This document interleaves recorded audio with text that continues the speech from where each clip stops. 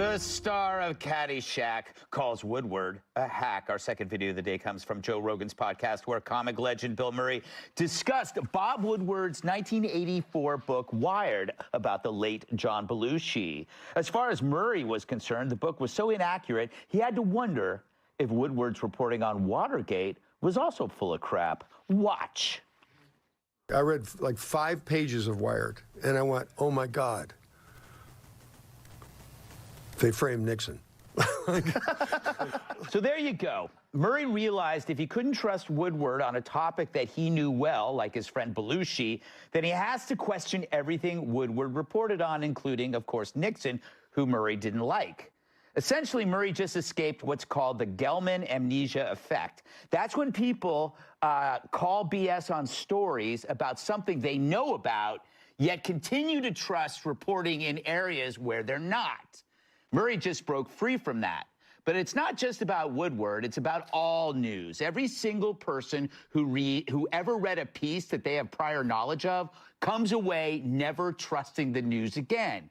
So, isn't every story then untrue? Because every story is viewed as such by someone knowledgeable on that topic. Meaning every climate story rings false to someone who actually studies it. Every inflation story rings false to someone who understands it. And every story about me rings false unless it says I'm 5'10". You were telling me in the green room you believe Bob Woodward killed John Belushi. Wow, I do. Wow. I do. Breaking. You know, I mean, look, this is like the opposite of this effect is like when Joy Behar makes a good point. Yes. By the way, Trump is renaming The View the Gulf of Menopause. But well done.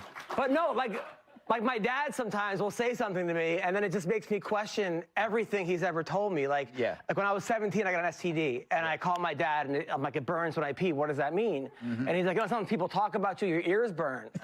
And I was like, yeah. He's like, your girlfriend's banging somebody. That's good.